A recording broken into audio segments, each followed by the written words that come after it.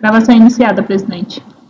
Tá, obrigado. Então, vamos dar continuidade à nossa sessão de julgamento, dia 9 de fevereiro de 2021, sessão do turno da tarde. Nós demos um pequeno intervalo agora e vamos continuar aqui conforme a ordem da pauta.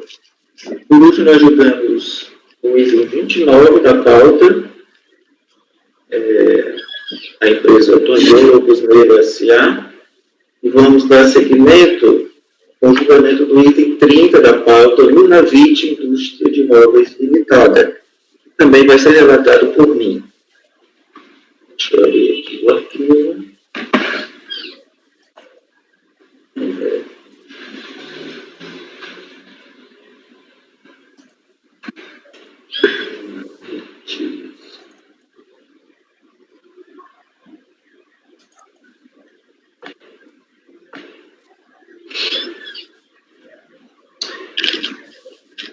Ok, vamos lá. No Lunavit, a situação é bem mais simples do que o processo anterior.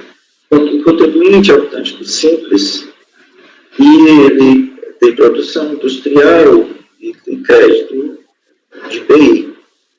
E aí, o que foi que ele fez? Ele reduziu o valor oferecido à tributação simples pelo valor dos créditos de IPI. E aí foi esse foi o objeto do lançamento tributário. Né?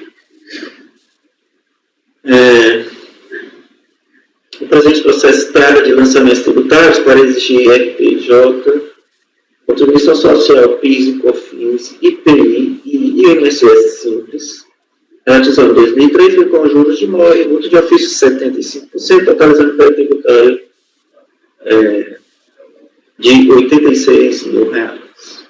Contribuinte ao optante do Simples e ao atuar a sua receita bruta nos meses de janeiro a novembro de 2003, reduziu créditos de IPI com suporte em decisão judicial.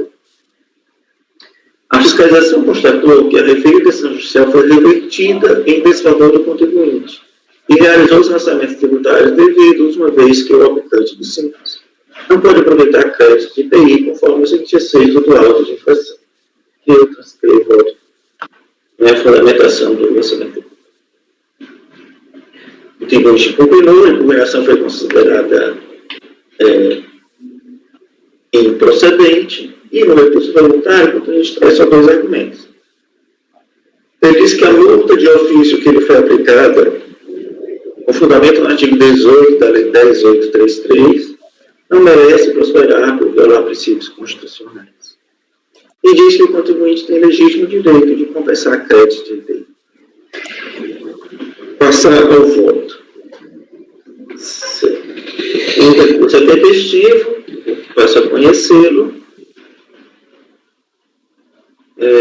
O primeiro argumento do contribuinte: multa de ofício, compensação não homologada, multa isolada. O recorrente afirma que os lançamentos tributários têm origem em compensações por ele realizadas, as quais não foram homologadas, pelo que a penalidade a ser aplicada deveria ser a multa isolada, prevista no artigo 18 da Lei 10.833. Na mesma quadra, o recorrente também afirma que a multa de ofício que ele foi aplicada não merece prosperar por violar princípios constitucionais, conforme o seguinte exílio. Não vou ler o exílio.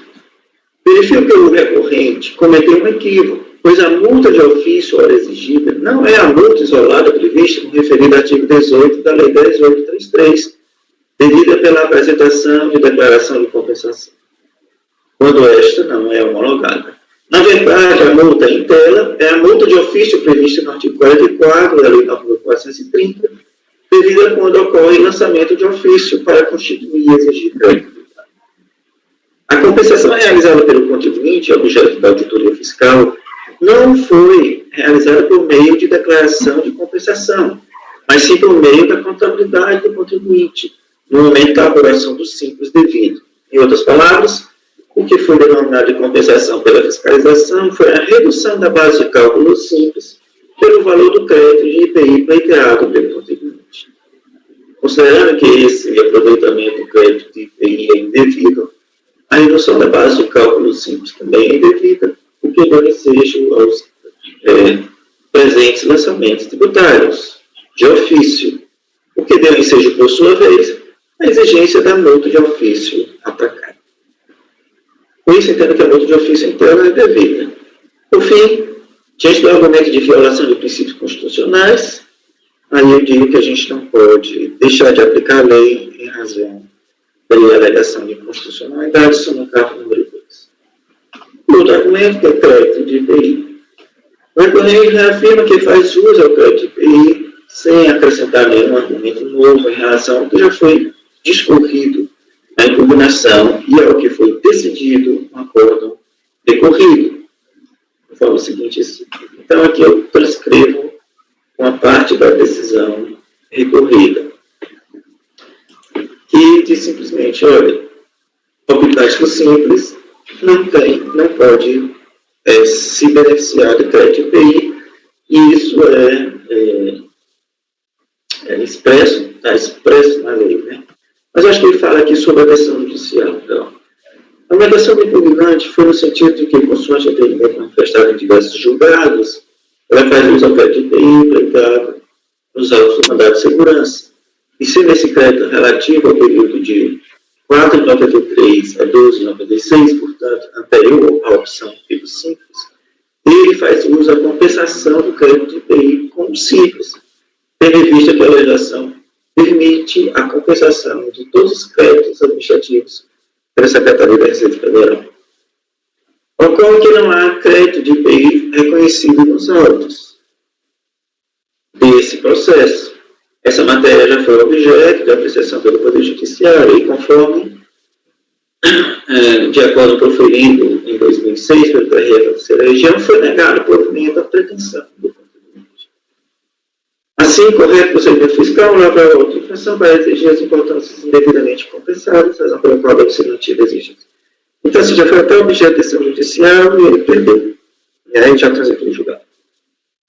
Entendo que a decisão recorrida não merece reparo e adota seus fundamentos, como razão de decidir, acrescentando apenas o fato de que, mesmo que possuísse crédito IPI, o contribuinte não poderia aproveitar para reduzir a base de cálculo simples, por expressa determinação legal, conforme apontado na outra infração e texto já transcrito para esse acordo. Então, tem a lei do Simples Federal tem dispositivos expressos dizendo que o simples não pode se beneficiar do crédito IPI.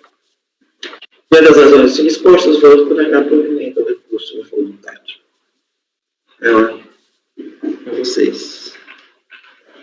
Falou-se que a decisão judicial anterior transitar em julgado permitisse, né? Olha, você tem um crédito anterior aqui e compensa. Exceto. Sim, mas transitou em julgado e contra ele. Não tinha nem crédito, né? Não tinha nem crédito. Aqui foi mal virado. Bem tranquilo. Então, vamos acompanhar o relator, presidente. Eu acompanho. Acompanho o relator. Também acompanho, presidente. Também acompanho, presidente. Também acompanho o relator, presidente. Ok, obrigado. Então ficou o resultado do julgamento, negar provimento por unanimidade ao recurso voluntário. Isso foi no item 30 da pauta.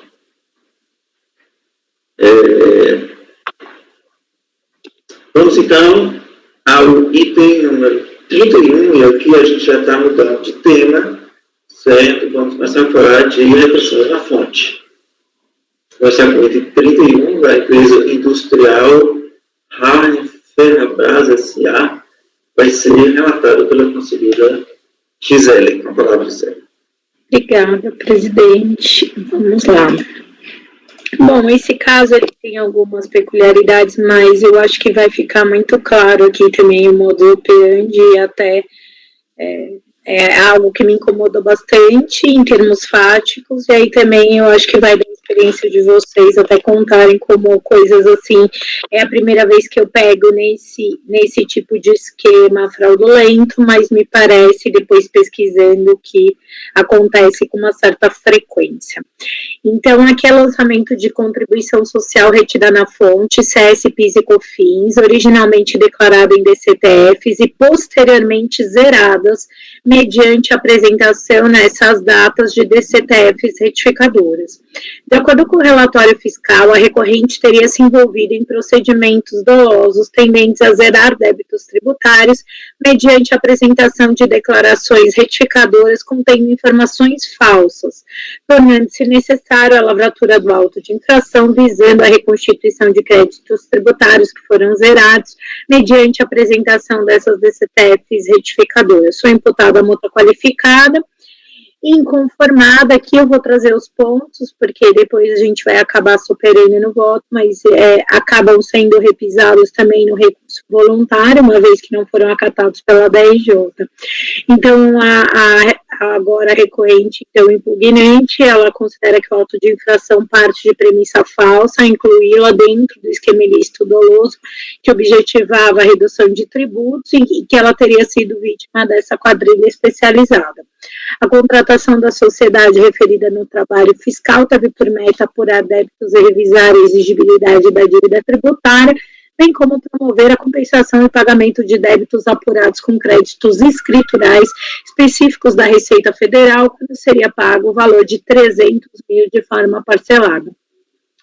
Não poderia imaginar que o trabalho acordado seria realizado de forma ilícita, não convencional, à margem do procedimento fiscal correto e do contrato celebrado. O simples zeramento das DCTF seria algo tão primário que não careceria da contratação de qualquer pessoa. E é interessante que aqui a gente vai discutir muito a questão das DCTF zeradas, porque isso é bem peculiar e vocês vão ver que, dada até a peculiaridade, eu também conduzi diferente dos casos que usualmente eu trabalho com DCTF, e sob a perspectiva de prática reiterada, que não é o caso aqui. O indivíduo que transmitiu as DCTFs certificadoras afirmou que o objetivo da contribuinte teria sido a emissão de CND, o que de fato não se verificou. Escuda-se em irregularidades constantes da procuração concedida por Francisco em nome da contribuinte, outorgando poderes a Cláudia. Aqui tem uma série de figuras que fazem parte de uma teia desse esquema para, no fundo, né, tentar otimizar em 4 milhões aí os valores devidos pela contribuinte. Depois a gente vai ver mais lá na frente, mas eu tento resumir aqui só porque depois os argumentos são refutados. Ele é um auto bem grande. Aponta fragilidades no trabalho fiscal quanto à rede de relações que uniria os diversos partícipes da fraude, aduz que a sua posição de isentar a responsabilidade da MP Consultoria, que foi aqui que a hora recorrente contratou, não foi nenhuma demasia, ela assina uma cláusula com a SMP, dizendo que a MP está isenta de qualquer responsabilidade, uma vez que não fazia noção da regularidade. Veja, ninguém assina esse tipo de cláusula, né? Afirma não ter obtido qualquer benefício com a prática das irregularidades fiscais identificadas, ainda mais levando em conta que sua dívida era mais de 70 milhões, não fazendo sentido a busca de economia por via tortuosa de menos de 10% do débito tributário total. Se diz vítima de uma quadrilha de estelionatários, o que não justificaria a qualificação da multa. E, por fim, ela ataca a constitucionalidade do procedimento investigativo, que, ao tomar informações financeiras dos investigados por meio de MOF, contaminou com um vício insanável à prova. Requer, nesses termos, cancelamento do auto subsidiariamente a permissão para que a contribuinte cancele as DCTFs retificadoras, de sorte a permitir a continuidade do rito de cobrança da confissão de dívida sem imposição de multa qualificada. Eu achei, assim, muito peculiar esse pedido.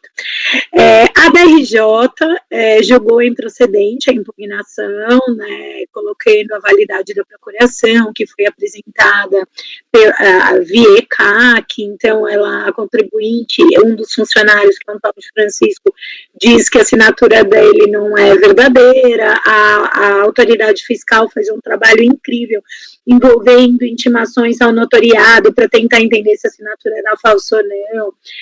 Verificam no próprio sistema ECAC e todos a via sistêmica que a Receita tem para ver se houve alguma manipulação, ou seja, se realmente a pessoa que estava realizando as DCTF certificadoras tinha poderes para tanto, então a gente vai ver que foi feito um trabalho bem minucioso aqui. A manutenção da multa qualificada e, por fim, essas alegações de constitucionalidade que estariam afastadas.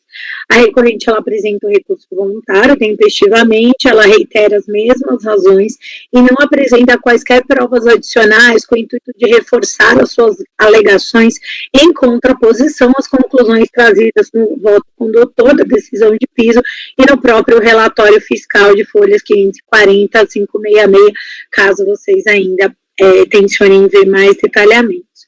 Presidente, vou passar para o voto, ok?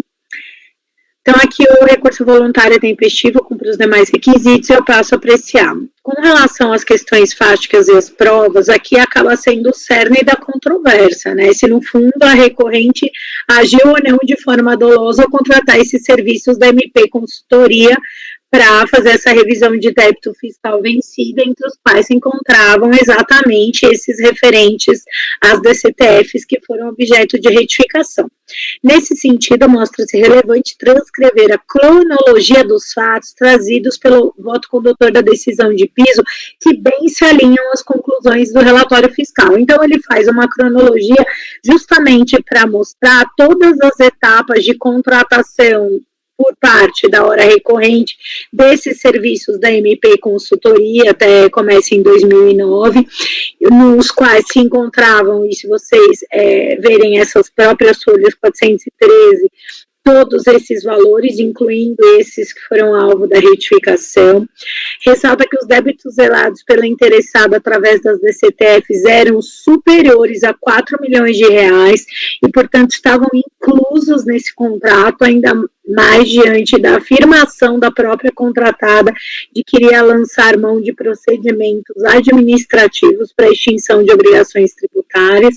E aqui tem a cláusula do contrato que é bem expressa em relação às obrigações tributárias inscritas no âmbito da Receita, com vencimento entre as competências de dezembro a outubro, a contratada compromete-se a assessorar e promover os interesses da contratante nos termos valência de todos os procedimentos administrativos necessários à extinção das obrigações tributárias constantes do presente contrato, comprometendo-se a obter êxito na extinção pleiteada, ou seja, é um contrato de resultado, basicamente, né? Bom, só, sim, tem muitos personagens, eu acho que, como eu vou enfrentar também cada um dos aspectos ao final, eu consigo mostrar mais lá na frente, se vocês me permitirem, que há uma relação direta entre a hora recorrente e essa MP Consultoria, e que todas as pessoas envolvidas, direta ou indiretamente, com a MP Consultoria, no fundo, foram contratadas e receberam para essa extinção. Então, tem pessoas até do próprio governo que prestam serviço para essa MP Consultoria fazer essas extinções desses créditos tributários, os quais a hora recorrente contrata para esse fim. Então, eu, infelizmente, me convenci, tá? Então, no item 10, em linha com a decisão de piso, considerem controversa. Então, todos esses pontos é para mostrar que há existência de vínculo contratual e que não se discute eventual falsidade desse vínculo. A própria recorrente fala que contratou e há uma série de confirmações ao longo da história. E 3 aspectos centrais acabam por reforçar que a interessada tinha consciência do modus operandi da contratada, a saber, que foram meus grandes elementos de convicção. As dívidas tributárias, ora objeto da cobrança, cuja confissão de dívida foi retificada, constam claramente no contrato entre ela e a MP. Os prepostos do interessado acompanharam ativamente o andamento do serviço contratado relativamente aos débitos apontados nas DCTFs, seja quitando débitos remanescentes de valor irrisório em relação ao montante da dívida originalmente confessado, seja pelo recebimento de extratos obtidos junto ao fisco por esse Cláudio Alexandre Ferreira dos Santos, pessoa nitidamente subcontratada pelo MP. Então, você vê trocas de e-mails, o fisco buscou essas trocas de e-mails entre os advogados da hora recorrente, contador da hora recorrente, com a SMP Consultoria, que, por sua vez, remunerou 2, 3 pessoas suspeitas de terem feito e realizado isso. E o mais interessante é que você vê a cobrança da própria recorrente sobre esse resultado. Então, não é que assim, olha, ela não estava cobrando o resultado, ela não sabia. Desaparece esses créditos tributários sob responsabilidade obrigacional tributária do conta corrente dela. Então, o pagamento foi efetuado pela contribuinte em favor da MP Consultoria, tão logo foram retificadas as DCTFs. No mais, insta a registrar que no curso do procedimento inquisitório levado a efeito pela fiscalização, outras pessoas foram referidas pelos agentes da MP Consultoria. Contudo, tais intermediários não afastam a realidade fática, leia-se fraudulenta, trazida à baila pela autoridade fiscal. Sobre a teia de relações formadas em torno da atuação da MP Consultoria, mostram-se adequados às conclusões constantes da decisão de piso. Então, tem esse asilo que é enteado dessa Márcia, que firmou que teria repassado daqueles 300 mil lá, os 150 recebidos. Aí aparece essa tal de Márcia Regina Paz, e vocês veem que até o nome muda só o jeito e a grafia da forma de escrever. Eles não localizaram, mas ela era uma pessoa de governo que teoricamente apoiou e estava na linha de frente. Teoricamente, a autoridade fiscal acaba descobrindo o desvio e a remuneração para essa pessoa, que também é uma intermediária. Isso, a meu juízo, é irrelevante, uma vez que a relação entre esse Asilo e essa Márcia Pereira é claro, restando evidente a motivação do pagamento recebido em 6 de janeiro, ou seja, um pagamento em função dos serviços prestados pelo MP. Enquanto esse Ambrósio, que seria contratante direto do Cláudio, executor das retificações, entendo que aquela pessoa não passaria de intermediário também da MP e o executor das retificações. O relevante é a ligação da retificação das DCTFs com a MP Consultoria e o contribuinte. O ciclo se fecha com o pagamento efetuado pela contribuinte em 6 de janeiro, para a MP e essas cobranças. Os e-mails são claros, se vocês quiserem abrir o processo. Eu não recortei e colei aqui porque realmente é meio pesado. E eu falei, bom, tá aí. Do mesmo modo, acerca da outorga de poderes da interessada Cláudia Alexandre para a utilização do ECAC, não se coloca em xeque o fato de a certificação digital permitir a presunção de que as declarações firmadas pelos seus signatários são verdadeiras, porque daí meio que o contribuinte fala, quase que o ônus do fisco valida isso e né, confira-se a redação, então tem a medida provisória nesse sentido, o próprio termo do Código Civil. Ressalte-se que em 18 de dezembro, o interessado outorgou poderes a Cláudia Alexandre para a utilização do ECAC em nome da contribuinte. A pessoa que representou o interessado nesse ato foi o Francisco José.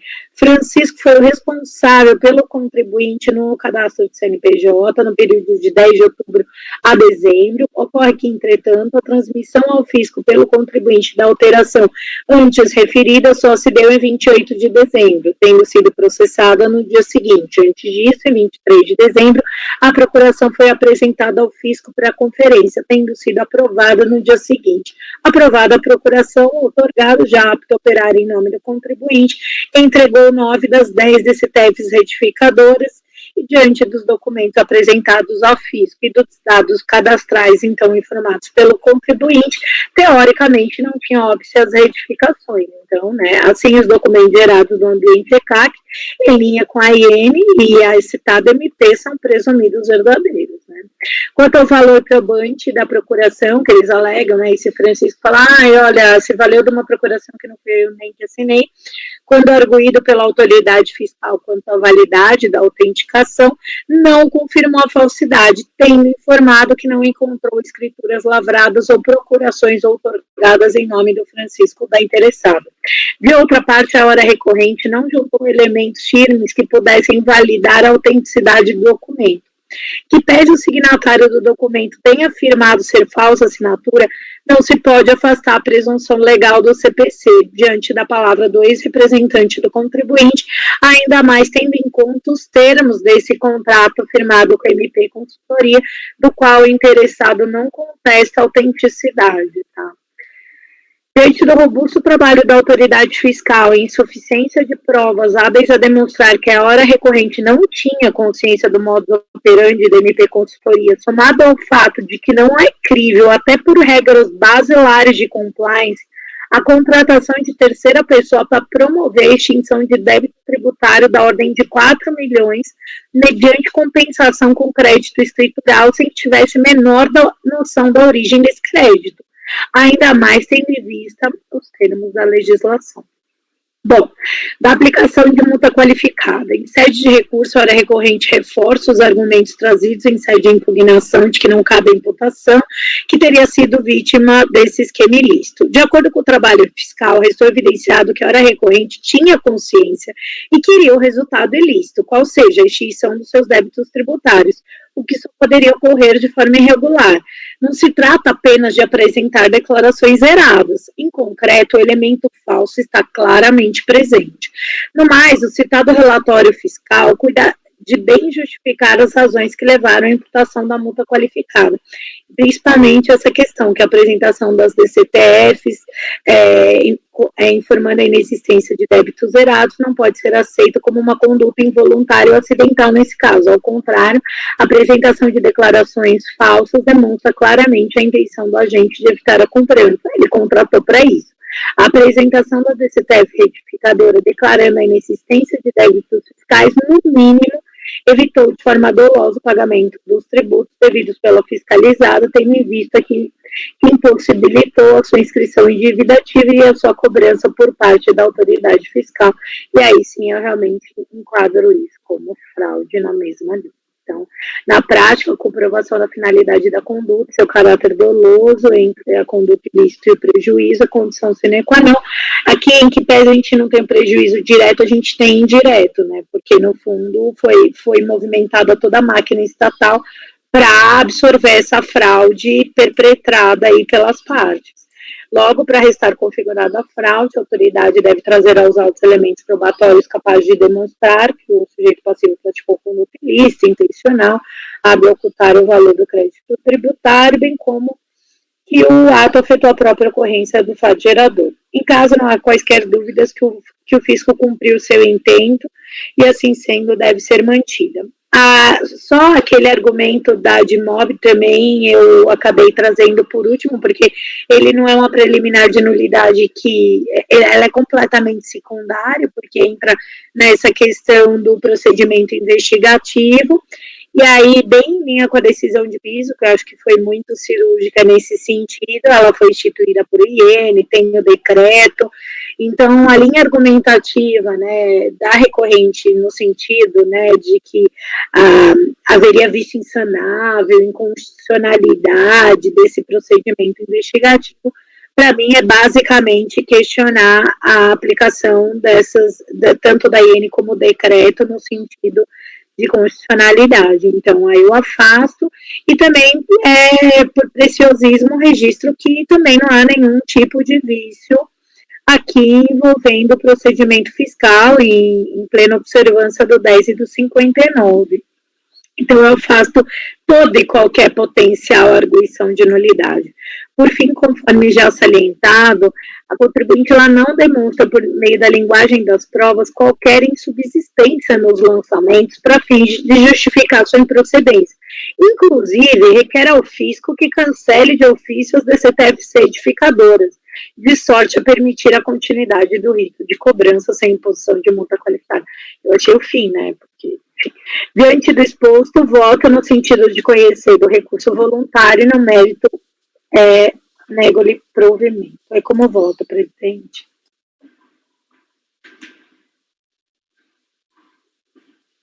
Ok, eu acho que se tivesse só zerado a DCTF era uma coisa, mas contratar uma empresa... Foi a conduta.